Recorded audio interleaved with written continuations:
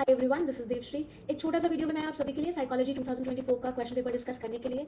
इसी वीडियो में paper 1 paper 2 दोनों डिस्कस कर रही हूँ। वीडियो एंड तक देखना ताकि इंपॉर्टेंट जो टेक अवेज हैं इस क्वेश्चन पेपर से उनको आप यूज़ करके अपनी 2025 एंड 2026 और फर्दर जिस भी ईयर के लिए आप प्रिपेयर करें कुछ इंपॉर्टेंट इंसाइट्स लेकर अपनी प्रिपरेशन को इंप्रूव कर सकते हैं।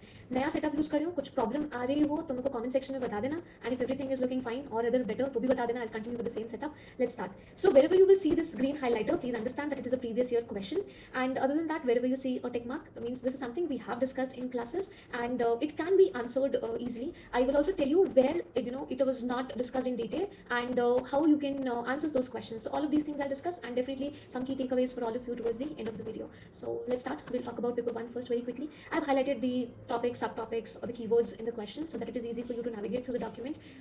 Let's talk about it. First question, you can see unit 1 science, very simple. It is a repeat question. You can see all the highlights here. Then variables वाला question भी बहुत easy था। Overall paper 1 paper 2 बहुत easy रहे। Paper 1 के अंदर अगर आप देखें क्वेश्चन पढ़ के सबको ईजी लगेगा, बट मोस्ट इंपॉर्टेंट चीज़ जो पेपर 1 में आपके मार्क्स को अफेक्ट करेगी वो है कि क्वेश्चंस के साथ में उन्होंने क्या पूछा है। जैसे पेपर 2 में अगर आप इस बार देखेंगे तो टेल वर्ड्स सबसे ज़्यादा आपको, टेल वर्ड्स तो बहुत ईजी रहे मगर उसके अलावा भी सबसे ज़्यादा एग्जाम्पल्स पूछे हैं, मतलब बहुत बहुत बेसिक बना दिया। एग्जाम्पल्स बता दो बस। पेपर 1 में on the other hand research evidences पूछे हैं। सो आई शो यू बहुत रिसर्च एविडेंसेस पूछे हैं। इसी की वजह से जो है आपके मार्क्स जो है ना वो इतने वेरी करते हैं कि हमको लगता है भाई पेपर बहुत आसान था बट नंबर क्यों नहीं आ रहे। पेपर आसान है क्वेश्चन का टॉपिक देख के, मगर उस क्वेश्चन के साथ जब रिसर्च एविडेंस आ गया then it is going to put more और less a very big condition on you कि तुमको अच्छे अच्छे रिसर्च एविडेंसेस लिखने हैं। अभी अच्छे अच्छे का मतलब सिर्फ इतना है कि जो रेलिवेंट हैं, जो न्यू हैं, एंड जो बहुत ही अच्छे इंटरकनेक्शंस दिखाते हैं, उस तरीके के रिसर्च एविडेंसेस लिखने हैं। रिसर्चर का नाम साइट करना है, ये चीज़ें बहुत मैटर करती हैं। एंड तभी हमेशा क्लास में बोलती थी कि जब भी रिसर्च एविडेंस देखते हो तब तो डेफिनेटली ज़्यादा रिसर्चर्स लिखो, एंड जहाँ नहीं भी पूछा है वहाँ पर भी 2 से 3 रिसर्चर्स लिखने की कोशिश कम से कम करनी है। ज़्यादा होगा तो अच्छा नहीं है। आगे बढ़ते हैं। यहाँ पे देख रहे हो ये रिसर्च के क्वेश्चंस हैं, सिंपल है, हमने किया हुआ है सारा कुछ क्लास के अंदर डिस्कस। ग्रोथ एंड डेवलपमेंट हम डिटेल में डिस्कस करते थे, वो भी पूछा है, इजी है। Principles of classical conditioning, I am sure ये सबको आता है, सब अच्छे से कर सकते हैं। पर यहाँ पर ज़्यादा अच्छा स्कोर करने का एक पॉइंट था यहाँ पर कि वो पूछ रहे हैं formation of likes and preferences में किस तरीके से क्लासिकल कंडीशनिंग के प्रिंसिपल्स हेल्प करें। तो डेफिनेटली अपना मेन इंट्रोडक्शन के बारे में, प्रिंसिपल्स के बारे में ब्रीफली बात किया, एग्जाम्पल्स दिया, वो सब हो गया। बट अब एक इंटरकनेक्शन बना सकते हो इमोशंस के साथ में, क्योंकि सिर्फ एक बिहेवियर नहीं फॉर्म हो रहा है, राइट। एक बिहेवियर ना बहुत सारे एक्सटर्नल फैक्टर्स की वजह से वीकन भी हो सकता है, बट जब आप बात करते हो लाइक्स एंड प्रेफरेंसेस की, it is much more than behaviour. It's like you have now got some degree of affection with this particular thing and you want to engage in it again and again. तो emotions का role बहुत important हो जाता है। तो जो भी students यहाँ पे इमोशंस के साथ इंटरकनेक्शन दिखाएंगे उनके डेफिनेटली स्कोर्स बाकी लोगों से ज़्यादा आएंगे। तो ऐसी कुछ छोटी छोटी चीज़ें हैं जो ध्यान में रखनी है। ये क्वेश्चन के लिए स्पेसिफिकली आई फेल्ट कि ज़्यादातर लोग उस चीज़ को इग्नोर कर देते हैं, मगर अगर आप लोग इस चीज़ का ध्यान रखोगे एंड इस तरीके से हमेशा अपने क्वेश्चन को ब्रेक करके सोचोगे, तब आपको अपने आप पता लग जाएगा कि कहाँ इंटरकनेक्ट कर सकते हैं। बहुत डरते हैं स्टूडेंट्स इस चीज़ को लेकर, बट डरने वाली कोई बात है नहीं। अब आगे बढ़ते हैं। स्ट्रक्चरलिज्म, फंक्शनलिज्म, बिहेवियरिज्म बहुत बेसिक किया हुआ है। यहाँ पे ये कॉग्निटिव साइकोलॉजी की जो डेवलपमेंट है ये हम लोग यूजुअली क्लासेस में डिस्कस नहीं करते हैं, मगर उन्होंने पूछी है। तो अब इसमें सीधा सा ऑप्शन है, इधर you can choose this question to attempt और यू कैन स्किप इट। अब चूज कर रहे हो तो हमने क्वेश्चन डिस्कस किया है कॉग्निटिव साइकोलॉजी और आर्टिफिशियल इंटेलिजेंस के ऊपर कि किस तरीके से ना एकदम सिमिलैरिटीज बहुत ज़्यादा है इनके अंदर। तो वहीं से हमारी जो डिस्कशन थी उसी को लेके हम कॉग्निटिव साइकोलॉजी के डेवलपमेंट के मॉडल्स के बारे में बात कर सकते हैं। एंड हो जाएगा, अभी बोल दिया तो ईजी लगेगा, मगर पॉइंट ये है कि जब आप एग्जामिनेशन हॉल में कितना रट के आयो और कितना आपको याद आता है उसी के बेसिस पे डिपेंड करता है। But it also is a thing, right, we have always discuss हमको कौन सा 28 क्वेश्चन अटेम्प्ट करना है, हमको 19 अटेम्प्ट करना है। ऑप्शंस हैं, आगे बढ़ते हैं। तो जिनको आता था वेरी वेल एंड गुड, जिनको नहीं आता है अगले क्वेश्चन को लेकर आप अपने अटेम्प्ट्स जो है अच्छे कर सकते हैं। अब यहाँ पे 2 वे होगा एक्सपेक्टेड, बहुत बार पूछा गया है, कुछ नया नहीं है, हमेशा बताया है कि आएगा ही आएगा। अच्छा, एक और चीज़ है, अगर आप लोगों ने देखा हो जैसे पहले कुछ ईयर्स में रिसर्च को बहुत ज़्यादा एम्फेसिस दिया था, एंड आई टोल्ड यू कि अलग अलग ईयर किसी न किसी एक यूनिट को बहुत ज़्यादा भाव मिल जाता है, उससे ज़्यादा क्वेश्चन आ जाते हैं, and that is something which keeps varying. ये ज़्यादातर पेपर 1 में होता है, पेपर 2 में उतना नहीं होता। पेपर 2 मोर और लेस बहुत अच्छे से वेटेज दिया जाता है हर यूनिट को। अब इस साल मोटिवेशनल इमोशन से सबसे ज़्यादा क्वेश्चन पूछे हैं उन्होंने, पहले सेंसेशन से पूछे हुए हैं, रिसर्च से पूछे हुए हैं। I am sure if you are watching the videos and you are you have been attending the classes earlier, तो तुमने देखा होगा कि हम हर साल एक ना एक यूनिट जो है वो बहुत ही ज़्यादा इंपॉर्टेंट उसको इंपॉर्टेंस दे दी जाती है। अब आगे बढ़ते हैं। Signal detection theory easy. Punishment वाला क्वेश्चन इज लाइक हमने इतना प्रैक्टिस किया है क्लासेस में, बहुत इजी है। Reconstructed memory direct question as such नहीं पूछा है पहले, मगर ये क्वेश्चन सिमिलर है। जो चीज़ें पहले पूछी हैं, पहले भी कंस्ट्रक्टिव एंड रिकंस्ट्रक्टिव मेमोरी के ऊपर क्वेश्चन आए हैं, वहीं से ही बहुत सिमिलर नेचर है। यहाँ पे बस पूछा कि ये एक्यूरेट होती है कि नहीं। एंड आई एम श्योर अगर तुम लोगों ने मेमोरी का चैप्टर अच्छे से पढ़ा है तो तुम बंद आंखों से कभी भी नींद में भी बता सकते हो कि भाई रिकंस्ट्रक्शन हमेशा एक्यूरेट नहीं होती है, राइट। हमने आई विटनेस टेस्टिमनी भी पढ़ी हुई थी, इसी को लेकर रिलेटेड है। वही आपके एविडेंस में डालिए, और कोई भी और न्यू रिसर्चेज हैं जो सेम हाइपोथेसिस को सपोर्ट करती हैं तो उसको आप यहाँ पे डाल सकते हो। Rather you can take a very good view point जहाँ पर आप एक दो ये भी दिखा सकते हो to what extent it is accurate, in which kind of scenarios it is accurate. So वो एक बहुत ही अच्छा सा कंपैरिजन बन के आएगा and you will be able to score better marks. अब आगे classical and operate, I think बहुत सिंपल है। Monocular binocular, you can read the questions जो बहुत सिंपल है, उसमें कुछ बताने को नहीं है। I do not want to spend time on it right now. Research evidence देखते जाना, जहाँ पर भी ये हाईलाइटेड है। Basic basic question, all basic. Indian studies भी मतलब रिसर्च एविडेंसेस ही आपको देने हैं, research evidences. I hope you guys are noticing कि कितने ज़्यादा रिसर्च डेवलपमेंट्स आपको यहाँ पे पूछे गए हैं। इससे हम क्या समझ रहे हैं कि हमको अच्छे खासे इंपॉर्टेंट टॉपिक्स के लिए हमेशा अच्छी अच्छी रिसर्च साइटेशंस और रिसर्च एविडेंसेस याद रखने ही चाहिए। एंड अभी I was doing a mentorship session last week and I remember telling the student for answer writing that you can divide research citations into different categories. एक तो बहुत basic है जो आप बुक में पढ़ी है, हर थ्योरी के साथ में, एक्सपेरिमेंट के साथ में, कॉन्सेप्ट के साथ में, वो फर्स्ट कैटेगरी में डालो, मतलब ये भूलनी नहीं चाहिए। अब इसके बाद में सेकंड प्रायोरिटी पे उन चीज़ों को लेकर आओ जो टॉपिक्स बहुत पूछे जाते हैं एग्जाम के अंदर, एंड उनकी रिसर्चेस ग्रेजुअली याद करने की कोशिश करो। थर्ड एंड लास्ट कैटेगरी है बहुत ही सब बहुत ही कोई छोटा सा टॉपिक है मगर लगता है कि पूछा जा सकता है, ऐसे टॉपिक के लिए लिस्ट बनाकर रख लो, बट अगर याद कर पाते हो तो कर लो, नहीं हो पाता है तो सिर्फ पहली दो कैटेगरीज को ही और ज़्यादा यूटिलाइज करो अपने आंसर लिखने के टाइम पर। And that is something which is going to change the game for all of you. वो जो एक बर्डन लेके घूमते ना हम हमारे सर पे कि इतना रिसर्च कैसे करेंगे, उतना टेंशन लेने की बात है ही नहीं। अब दैट्स ऑल, पेपर वन हो गया। हाँ, कुछ नहीं था, बहुत ईजी था, and I am sure all of you would have felt it by reading the questions. I will say the only tricky part for some students is going to be the research citation part, and nothing else. If you can work on those things, it will be really good. And then if this is how the question paper is for 2024, 25 और 26 के लिए क्या करना चाहिए, क्योंकि मत सोच के चलना कि अगर इस साल ऐसा आया तो हर साल ऐसा ही आएगा। आई होप इतना तो आपको पता ही होगा यूपीएससी कितना सर्टन और कितना अनसर्टन हो जाता है, कितना प्रिडिक्टेबल और कितना अनप्रिडिक्टेबल है। बट एनीवे आगे चलते हैं। ये वाला एक क्वेश्चन था, अगर आप सभी ने देखा हो ध्यान से तो बहुत ईजी है ना, जीएस के साथ, करंट अफेयर्स में पढ़ा है, सभी चीज़ों के साथ कनेक्ट हो जाता है। लिखते टाइम पे ना एक टेंडेंसी होती है, हम जीएस के पॉइंट्स ज़्यादा लिख देते हैं। कनेक्ट करेगा, कीवर्ड जुटा सकते हो, मगर याद रखना कि ज़्यादा से ज़्यादा साइकोलॉजिकल इफेक्ट्स की ही आप वहाँ पे बात करते हो। दैट्स ऑल, आगे चलता है। अभी हम देखते हैं हमारा पेपर टू। पेपर टू भी बहुत सिंपल था, राइट? डायरेक्ट क्वेश्चंस हैं, most of the questions are direct. If I have to add something I say that examples बहुत पूछे हैं, एंड जहाँ तक मैंने देखा है स्टूडेंट्स एग्जाम्पल्स लिख लेते हैं आप, क्योंकि क्लास में जब हमने इतना डिस्कस किया तो उनको समझ में आने लग गया, करंट अफेयर्स के कोर्सेज किए, बहुत कुछ किया, एग्जाम्पल्स उठानी है, लिखनी है, समझ में आया। मगर मेरे को अभी भी एक प्रॉब्लम जो दिखती है आंसर कॉपीज के अंदर वो ये है कि एग्जाम्पल्स लेंदी होती हैं, ब्रीफ नहीं लिखते हो, उसके अलावा कीवर्ड्स अच्छे नहीं होते हैं, एंड उसके अलावा कहीं कहीं जगह पर एग्जाम्पल रेलिवेंट नहीं होती है। तो हमको उन चीज़ों के ऊपर काम करना है। बट अगर हम बात करें टॉपिक एज सच तो बहुत सारे क्वेश्चंस ऐसे ही हमने जो क्लासेस में डिस्कस किया है, आप लोगों ने जो बुक से पढ़े हैं, उन जो नोट्स दिए थे, उन सभी चीज़ों से इजीली आंसर किए जा सकते हैं। अभी hallucination and delusion previous question है, बहुत बार डिस्कस किया है, easily you can answer it. Same with career counselling, ergonomics, यहाँ पे इक्वल काइंड ऑफ वेटेज मिली है हर यूनिट को। अगर आप देखोगे यहाँ पर ऐसा नहीं कि किसी एक यूनिट से बहुत ज़्यादा क्वेश्चंस पूछे गए हैं।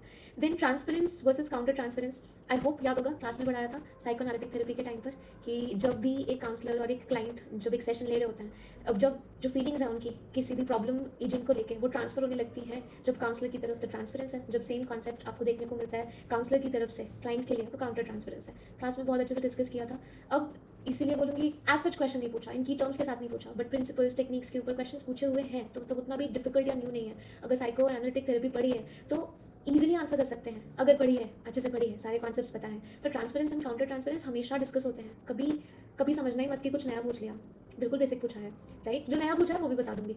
फिर इसको आंसर करने के लिए आप जो भी मेन कॉन्सेप्ट है transference and counter transference theory से आते हैं, क्या सिग्निफाई करते हैं, उसको हाईलाइट करके इशूज़ क्या है, प्रॉब्लम क्या होती है अगर ट्रांसफरेंस एंड काउंटर ट्रांसफरेंस हो रही है, जो डिस्कस किया हुआ है क्लास में वो पॉइंट्स लिखो, इशूज़ 3-4 पॉइंट्स डालोगे, अच्छा है। फिर एथिकल गाइडलाइंस, एथिकल गाइडलाइंस ना कहीं सोल्यूशंस लेकर आती हैं। अगर आप लोगों को क्लास का डिस्कशन याद है तो मैंने बताया था कि ऐसे केस में सबसे बेस्ट चीज़ है या तो आप कम्युनिकेट करो, उससे भी बेटर है कि अगर लग रहा है कि ये कंट्रोल में नहीं आ रहा है, you can recommend this client to some other therapist, because sometimes it can affect too much. But of course techniques use करते हुए you have to communicate, you have to ensure that you are not taking it at a very personal level and you are reminding the client to not shift the focus from the problem agent to the counselor, and similarly it goes the other way, and it is also difficult to identify sometimes. So ये सारे जो challenges हैं वो हमारे को यहाँ हमारे answer में लिस्ट डाउन करने हैं। एग्जाम्पल्स भी दी जा सकती हैं, बहुत ही अच्छा रहेगा।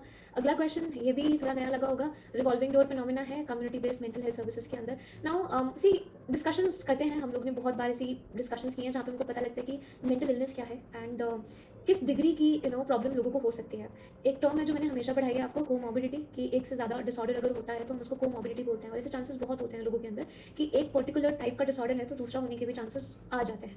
तो जब ये कोमॉर्बिडिटी बढ़ती है मतलब कि अब साइकोलॉजिकल डिसऑर्डर्स, जिसको आप नॉर्मल साइकोलॉजी में पढ़ते हो, वो बढ़ने के चांसेस हैं, तो उससे सिविरिटी ज़्यादा बढ़ जाती है। अब ऐसे केस में जिन लोगों को कम अवेयरनेस है या कम सपोर्ट है और एक प्रॉपर केयर नहीं मिलती है, बट प्रॉब्लम तो बढ़ रही है ना, क्योंकि कोमॉर्बिडिटी मतलब अभी जो पोटेंशियल है डिफिकल्टीज एक्सपीरियंस करने का एक डिसऑर्डर की वजह से एट एन इंडिविजुअल लेवल और for other people around you, it is going to increase.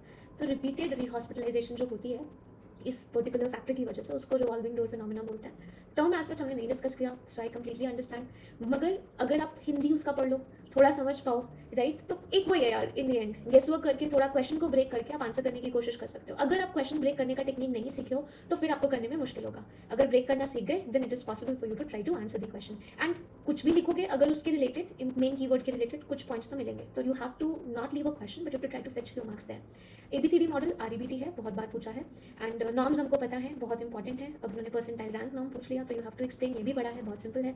Community consciousness easy, rehabilitation बोला था आएगा। ये क्वेश्चन है, I want to discuss it with all of you properly. मैं आती हूँ अभी टुवर्ड्स द एंड, इसको डिस्कस करते हैं, आगे देखते हैं। अभी ब्लूम का थ्योरी, टीचिंग लर्निंग प्रोसेस, सभी कुछ ईजी है। कंस्ट्रक्शन टेस्ट की बहुत क्वेश्चन आए हैं पास में, बस ऐसे कि कंस्ट्रक्शन के बेसिस पे तो प्रीवियस क्वेश्चन है। अचीवमेंट टेस्ट अर्थमेटिक्स डाल के थीम बदल जाएगी। मैंने आपको हमेशा बोला है कि कंस्ट्रक्शन का प्रोसेस पता होना चाहिए, स्टैंडर्डाइजेशन का प्रोसेस पता होना चाहिए, क्या क्या फैक्टर्स हैं, क्या चीज़ें इंपॉर्टेंट है, प्रोसेस क्या है उसको बनाने का और यूज़ करने का, क्योंकि उसके बाद में वो सेम तो नहीं पूछेंगे हर बार कि सेम ही कैटेगरी का टेस्ट आप कंस्ट्रक्ट करके दिखाओ। So I will definitely classify into repetitive question. पुराना है पीवाईक्यू का, बहुत बार पूछा है अलग अलग डायमेंशन डाल के, एंड ये आगे भी होगा। धीरे धीरे आपको और अलग अलग तरीके के क्वेश्चन कंस्ट्रक्शन के ऊपर आएंगे। So don't think it is difficult on you, it is same thing, वही प्रोसेस उठा के यहाँ पे इंप्लीमेंट करना है। एग्जाम्पल में हर जगह अर्थमेटिक डालना है, एंड ऑफ कोर्स कुछ एग्जांपल्स भी देनी होंगी अर्थमेटिक्स की। And how exactly you are gonna write it, will discuss in the answer writing course. Multi-level marketing, then psychological approaches, implicit prejudice, explicit prejudice. I think it's very easy. We have discussed these kind of topics and questions. If you remember the ABC of prejudice, you can, or your attitudes, you can directly just jump on to answer this question. Different keywords use किए हैं, implicit and explicit लिखे, but पढ़ा हुआ है कि जब तक you're not expressing it is implicit, अंदर तो carry कर रहे हो, mind में, heart में, right, cognition में, affect में, the moment it comes in your behavior, it is explicit. तो again break down the question, पढ़ा है तुमने, आता है तुमको, ब्रेक डाउन करोगे तभी तुम उसको अच्छे से एंड कॉन्फिडेंस के साथ में एड्रेस कर पाओगे। By the way, you guys are watching this video on the new channel UPSC Optical. Please subscribe to it. I'm going to come up with a lot of new initiatives, and this PDF also I'm going to share with all of you on Telegram. Telegram also I've changed the name of the channel to UPSC Optical. Do join the channel to get access to the PDF file, and of course also to be aware of all the new initiatives I'll be coming up with. Now ये भी question repeat है, and अगर ये देखो role of ideology terrorism, I hope those of you watching in your taking my Unacademy classes, तुम लोग को याद होगा मैं जब भी ये यूनिट डिस्कस करती थी हमेशा बोलती थी कई साल हो गया टेररिज्म से क्वेश्चंस नहीं आ रहे, यू सी जरूर आएगा, इसको बस अच्छे से करके रखना, कुछ नया नहीं है। जीएस में भी पढ़ते हो, सिक्योरिटी के अंदर कुछ की पॉइंट्स वहाँ से लो, कुछ क्लास से लो, तुम बहुत अच्छा आंसर लिख सकते हो। ये क्वेश्चन आएगा, जरूर आएगा बोलती थी। 2023 में भी आया, 2024 में भी आया, एंड आई होप जो स्टूडेंट्स ने अच्छे से पढ़ा था बहुत अच्छा आंसर लिख के आए होंगे।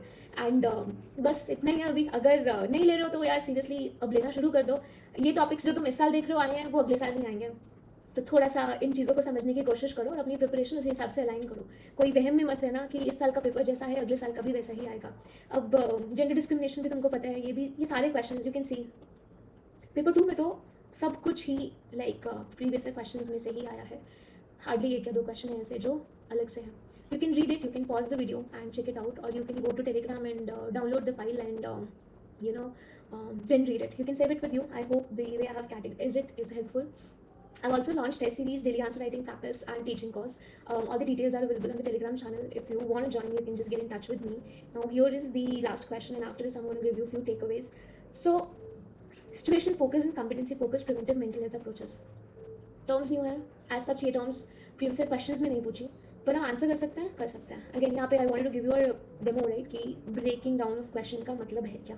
तोड़ना है भाई क्वेश्चन को, बस उतना करना है। कीवर्ड्स पे फोकस करो, कीवर्ड्स का मतलब समझने की कोशिश करो, क्लिक करता है, attempt the question, you will more less gonna get it right. Gut जो है वो सही बता देता है। अभी situation focus and competency focus, अगर तुमको याद है जब हम थेरेपीज पढ़ते थे तो हम कई तरीके की थेरेपीज पढ़ते थे, राइट, जहाँ पर हम बोलते थे कि कुछ थेरेपीज ऐसी होती हैं जहाँ पर ना काउंसलर इंपॉर्टेंट रोल प्ले करता है, और कुछ ऐसी होती हैं जहाँ पर हम क्लाइंट के ऊपर ज़्यादा रिस्पॉन्सिबिलिटीज़ डालते हैं। अगर इतना भी याद आ रहा है ना, वहीं से आप बाकी सब कुछ कनेक्ट करने की कोशिश करो। थिंक अबाउट इट कि कुछ लोग ऐसे होते हैं जो सिर्फ सिचुएशन से डील करना जानते हैं या करना चाहते हैं, one thing at a time. कुछ लोग होंगे they are like no no I want of course deal with the situation, but मेरे पास वो स्किल सेट है कि अगर बाद में ये सिचुएशन फिर कभी आती है हम able to deal with it, और ऐसे जनरलाइज्ड अगर करते हैं हम सिचुएशंस को, देना can I deal with it. तो यहीं पे फर्क आता है। सिचुएशन फोकस जो है वो थोड़ा सा टेम्पररी, थोड़ा सा लिमिटेड सॉर्ट ऑफ फिक्स है। आज ये प्रॉब्लम है, इसको डील कर सकते हैं, वो सिचुएशन फोकस है। Let's just try to sort this problem at hand first. It enables you to deal with situation better. तुम सही स्ट्रैटेजी लगाओगे, उस प्रॉब्लम से बाहर निकल सकते हो। कॉम्पिटेंसी फोकस क्या है? जहाँ पर हम इंसान का स्किल सेट या वो ट्रेट्स को स्ट्रेंथन करने की कोशिश करते हैं जिसके थ्रू वो किसी भी प्रॉब्लम को बहुत अच्छे से डील कर सके, राइट? तो जब आपने वो स्किल सेट डेवलप कर लिया, तो आज का प्रॉब्लम कल किसी भी तरीके का प्रॉब्लम आएगा, आप उसको जनरलाइज करके जो आपने सीखा है आप मैक्सिमम प्रॉब्लम्स से डील कर सकोगे। मतलब खुद में वो क्षमता, वो कॉम्पिटेंसी है कर पाने की। अब प्रिवेंटिव मेंटल हेल्थ पे हम इसको कैसे यूज़ करें?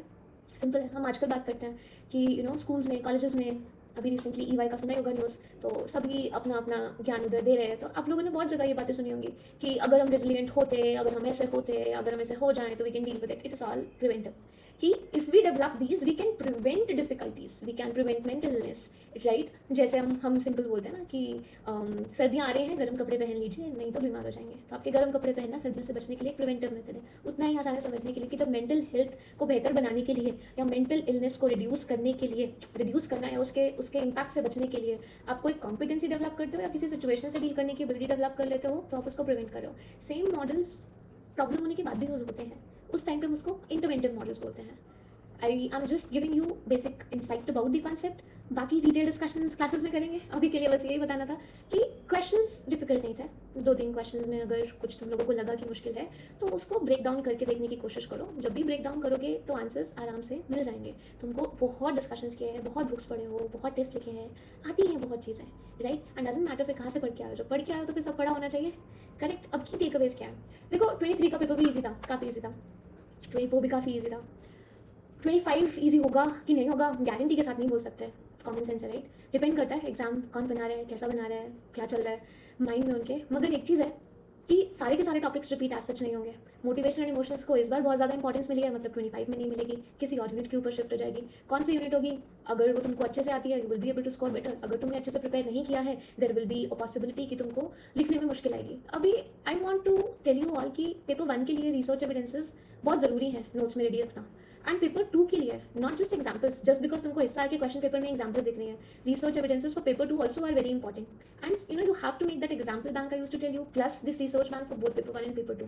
अगर आप देखो इतना मुश्किल नहीं है, बस कुछ टॉपिक्स, कुछ यूनिट्स जो हैं उनको एम्फेसाइज करते हुए ये चीज़ें बनानी है, उसके बाद में सब इंटरलिंकेजेस ही होंगे। And if you are able to do this much you are very well sorted. After that you have to just practice enough that when you go and see the question paper in the examination hall you are not scared by it, rather you are like yes, these are my 10 points which I have to write.